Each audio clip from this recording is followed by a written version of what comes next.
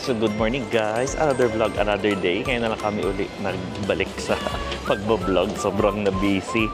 Ang 3 buwan, yung huli ko ata Pinos is yung nag-Japan kami. Meron pa kami actually mga biyahe na domestic, like pumunta kami ng Boracay. Kaso hindi ko na na-vlog, nag-relax na lang kami doon.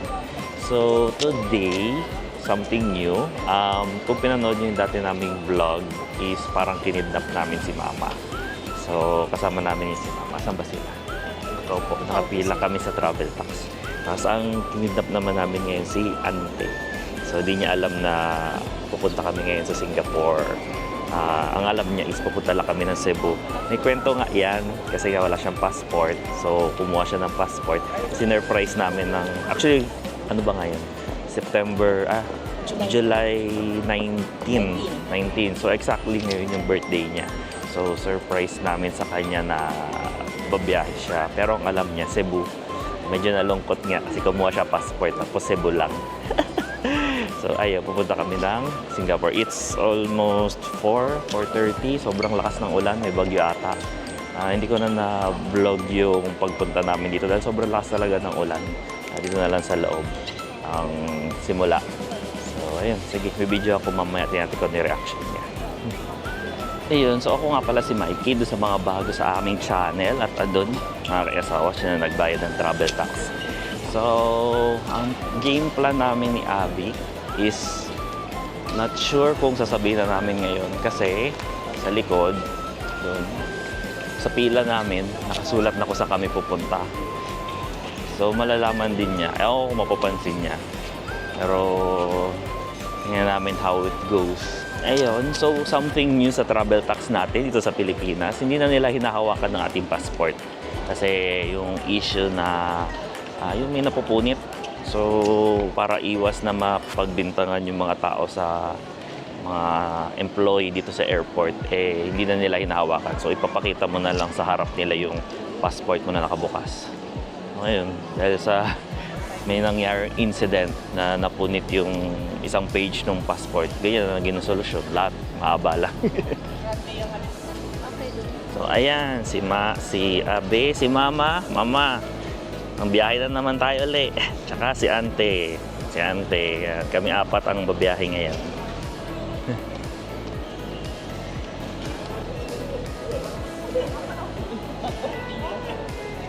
Yeah.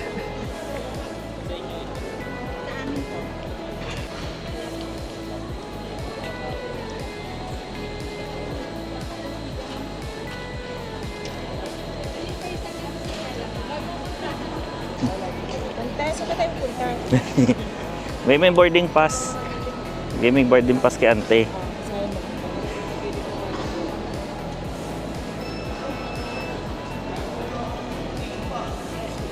Nababasa ba? Nababasa mo ba, te? Saan tayo pupunta? Hindi niya alam kung saan titingnan. Turo. Saan ba tayo pupunta?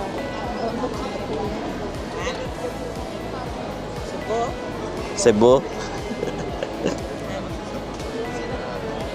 Saan tayo pupunta? Di ba Cebu? Sa Cebu. Ano ba yan? Saan ba ang binabasa niya? Hindi niya alam kung saan dito. Ayan po, ayan. Sabi ba? Ba't parang galit ka? Ano? Ano? Okay. Okay ka lang? Birthday girl. Sabi mo lang, pupunta ng Singapore. Singapore tayo papunta. Hindi, sa Cebu. Ba't Di tayo sa Cebu. naman ni Ante? Parang hindi masaya. Cebu, sa Singapore tayo. Singapore ang punta natin. Pag tinanong ka, sabihin mo Singapore. Singapore. Tayo sa... So ito kasi ang first time na babiyahe ng ibang bansa si Ante. So kaya mukhang masaya naman siya. Hindi namin alam kung masaya ba siya. Kaya baka may passport mo. Ayan, magagamit na ang passport. So, Si Mama, sanay na. sana nila si mama eh. Mabay ba yung passport? Ano? Happy birthday! Ayan, makapunta ng Singapore. Singapore. Gift namin. Gift namin. Pero sa totoo, ikaw lang talaga alis. Ayan. Mamasaya naman si Ante. Kasi sinabi na namin, kasi last time, nung kasama namin si Mama, sa immigration, tinatanong kung saan pupunta. Eh, inisip namin, last time kasi, pumunta kami ng Taiwan. Sinabi namin kay Mama, pupunta kami Bohol. So, kinabahan kami, nawala sa isip namin na pagdating sa immigration, tinatanong yun. Eh, baka sabihin niya Bohol at baka ako saan papuntahin. I mean, iba kasi immigration ng international, tsaka wala naman pag domestic. So, ayan, immigration na muna kami. So, sinabi na din namin na Singapore ang punta. Yan, and we made it. Nakatawid na kami sa immigration. So, wala namang hiccup. Medyo mabilis kasi syempre kasama namin senior. Strict lang sila sa one senior, one companion. So, since dalawa si Ante tsaka si Mama, dalawa rin kami. Mabilis lang. Usually, pag nasa immigration, di ba, isang oras, doon, ang bilis lang. Tapos, ayun, kwento naman sa x-ray. Yan, meron na naman tumunog. Tumunog naman, hinahanap ko, hinalungkat. Siguro mga 15 minutes, hinahalungkat yung bag. Hindi makita yung parang cutter daw. Hanggang sa in-x-ray uli. Eh, yung parang nakita yung selfie stick na yung maiksi. Ayun. So, breakfast muna kami. Alas 5. Ghintay pa kami isang oras bago mag-boarding.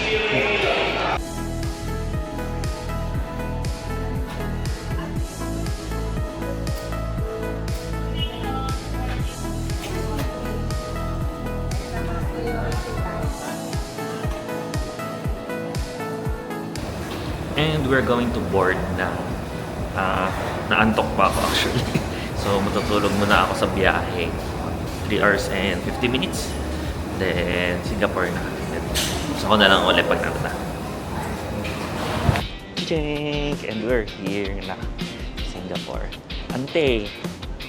Nasa ibang bansa ka na. Birthday sa ibang bansa. Kakaiba Cebu na modern.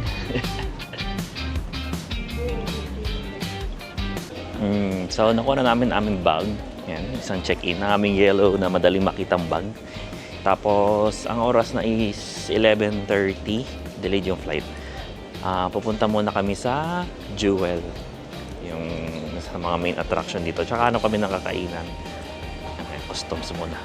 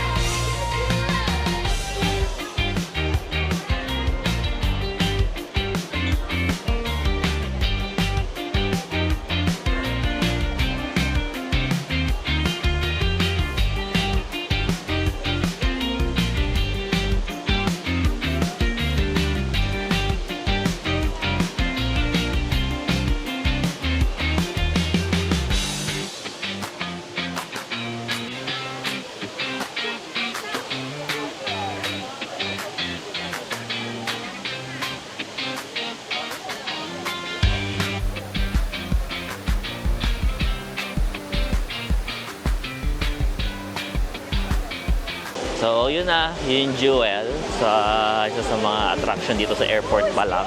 Libre naman siya, lalakad ka lang papunta doon. So, yung mga lakad namin is medyo senior-friendly DIY. So, ayun, mostly mga lakad-lakad lang naman, tsaka libre. Naghanap kami ngayon ng kakainan kasi hindi ko kabisado yung nandito. Hanap kami ng kakainan. Ayan, so kumain na kami. Hindi ko na muna i-share kung magkano ginastos namin dahil syempre airport dito. Pero kumain kami konti. Pupunta ngayon kami sa hotel. Hopefully meron nung 7-Eleven na malapit kasi meron doon ako yung favorite kainan. I-share ko mamaya. So ngayon papunta kami since DIY kami, nagtitrend lang kami papuntang hotel. Malapit yun sa isang station. Tapos parang magta-transfer kami isang train. Pupunta kami ngayon Terminal 3. Terminal 3, Terminal 2. Basta isa doon. Basta yung trend.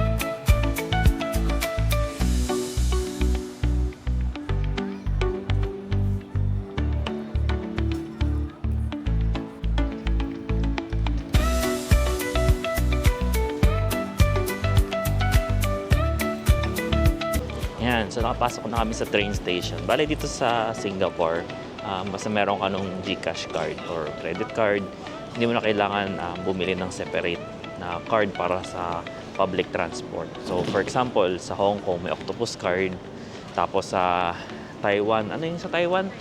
Mas may card din sa Taiwan para sa public transport. Dito is diretso mo na yung credit card or GCash ginamit namin. Itatap mo lang, makapasok ka na. So less hassle. Tapos nag-withdraw din kami sa ATM using GCash. Tapos upon checking yung conversion, okay naman, parang 0.1 lang yung difference. Tapos wala rin service fee, ganyan. So ayan, dito kami sa station. Palililipat kami sa isang station sa Expo. Then sasakay kami ng isa pang tren. Tapos yung bababang station is doon na sa hotel. Ayan, so ito ang stop namin. Jalan Besar. So from airport, sasakay ka ng green papunta Expo. Tapos lipat ka doon sa blue. Ayan, Jalan Besar. Pang 22.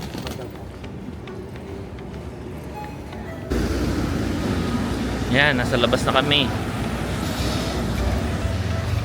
Mainit. Mainit. Ano? Basta ang Cebu, mainit na. Ngayon lang namin naramdaman yung init kasi lahat naman ng nilakaran namin mula airport is halos naka-aircon naman lahat. Ngayon, lumabas kami. Yung hotel namin, paglabas mo, so ito lang yung terminal. Tapos paglabas mo, tawid dito, tapos right. Yun na, yun na yung hotel namin.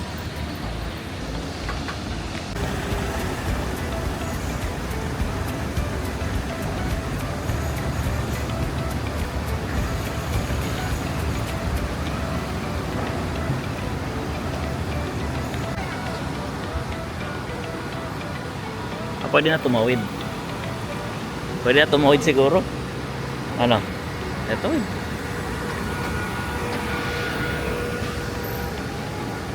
So, ayan yung hotel namin. Hotel 81 Dixon. Malapit lang sa terminal. Mas malapit lang. So, ayan blue na yan.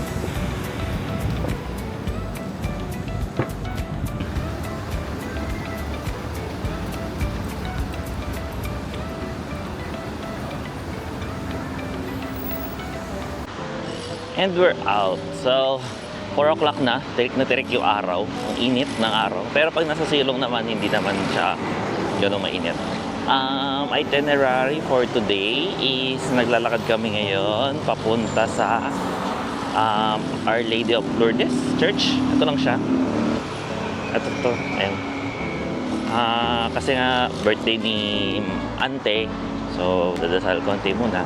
Then, dire-diretso lakad na to. Sa susunod is may kakainan kaming kaya toast. So favorite yun ni Abby dito sa Singapore. Tapos walking uli, Merlion na. So kung lalakarin mo siya from hotel papunta sa Merlion, mga 30 minutes. Mga 33 minutes. Pero kapag tinrain mo from hotel papuntang Merlion, abuti ka ng 36 minutes. So, along the way lang din naman itong mga simbahan, yung kakainan namin. Along the way naman, kaya lalakarin na lang namin. Tsaka, may init man, ayan, mga nakapayong. Basta may silong, ayan, nakasilong, di naman mainit. Huwag lang direct tapat sa araw. Lakad. Practice walking.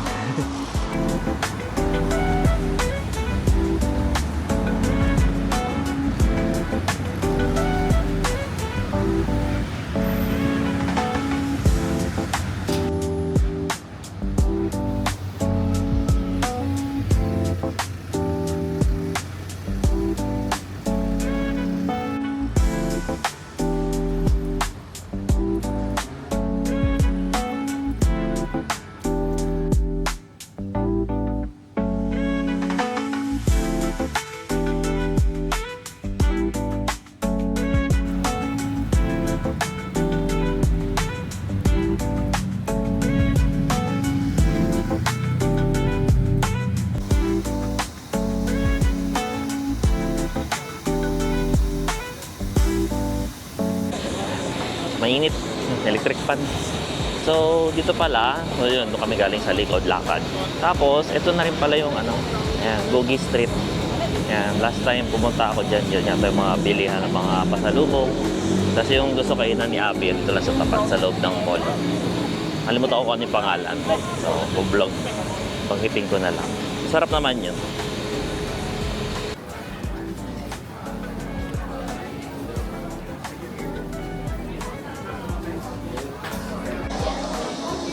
Yan, alala ko na kumain kami nito. Itlog. Tapos Milo. Pero dito yung tinapay masarap. Kaya toast siya. May butter. Parang snack lang talaga. Pero mabigat. Yun yung favorite ni Abby dito. Kasi sinamama. Kain muna ako. Nagugutom na rin. Pero nung papunta dito, ang dami kami nadaan ng Indian food. Well, kung sumasubaybay kayo sa amin, alam na alam niyo naman, pupunta kami ibang bansa para kumain ng Indian food. Katabi ng hotel namin, mukhang authentic. Kasi yung mga server, mga Indian. So, baka susubukan namin yung mamayang gabi. Ayan na, ayan yung Thai toast. Tinapay, pare-pareho kami. Sarap yan. Tapos ito is, magkano to? Parang lumalabas lahat-lahat to is 32 Singapore dollar. Bali 6.3 ang isa. I-compute yun na lang. Ang hirap i-compute times 45. So lumabas kami sa Raffles Station from Bugis. 2 station lang. Paglabas, ayan na. Yan na yung parang river. Mamaya, hindi ko alam kung mamaya o bukas magre-river cruise kami. So, titignan pa namin kung sa umaga kami magkukrus, mainit, or sa gabi. Ano ko? Makain. Ice cream. Ice cream, $2. So, ayun. Di ko namin alam kung umaga or gabi-gabi mag-kukrus. Medyo pricey ng konti. Parang 1-1 ata ang isang tao. Pero, mga mag-enjoy naman si na mama. Ayan, puro lakad at ang init. Kita nyo naman ang sinag ng araw. Medyo mainit talaga. Ayun. So naglalakad kami papuntang Merlion. Ayan. Sumuna kami Merlion. Tapos doon ako mag-vlog. Init.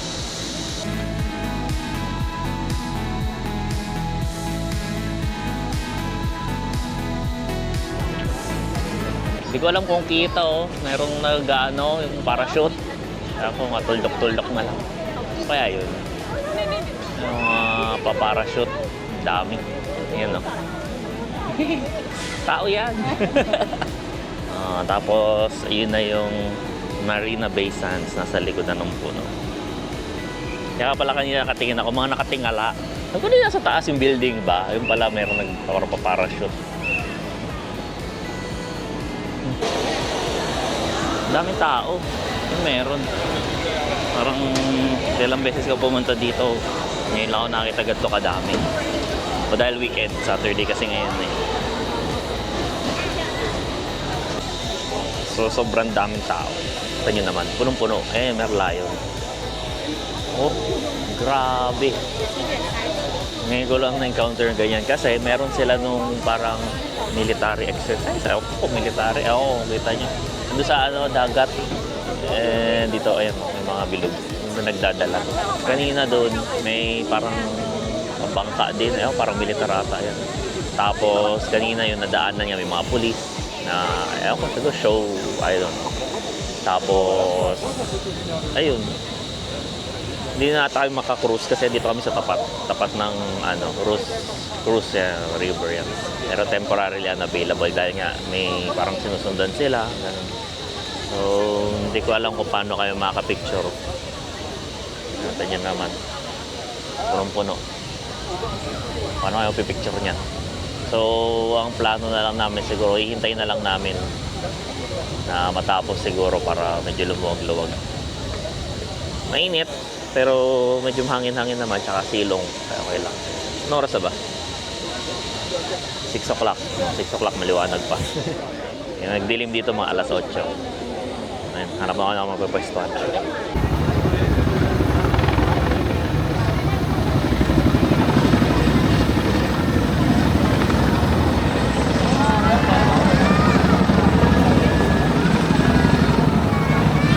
So may military exercise nga sila. Ganda. Oh, grabe. Yan, may mga militar exercise sila ngayon. Kanina kanina may mga dumaan na mga eroplano. Sayang hindi ko na-record dito sa ano. Papapatok sila.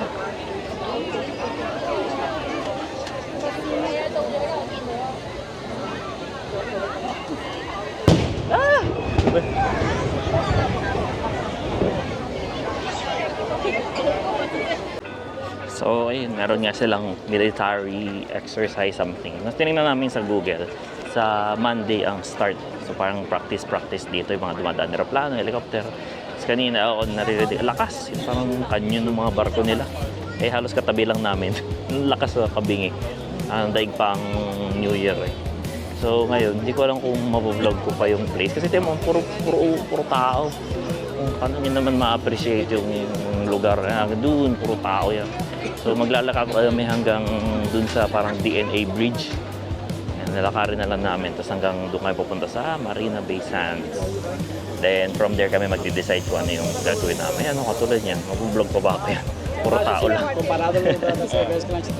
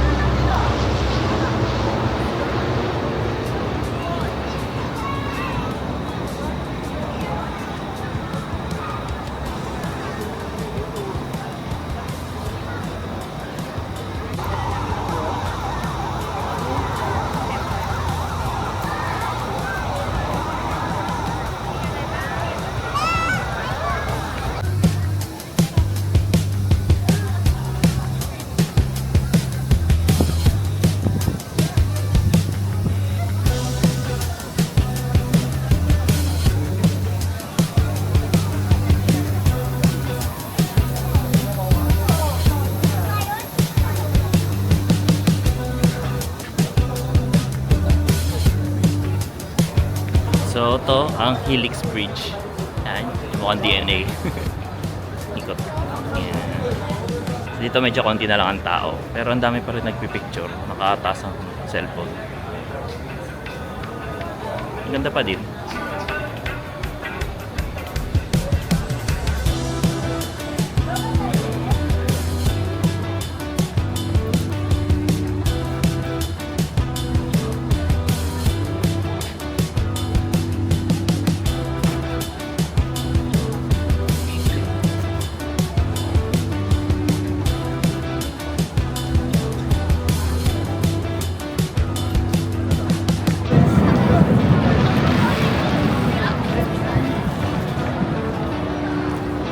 Na.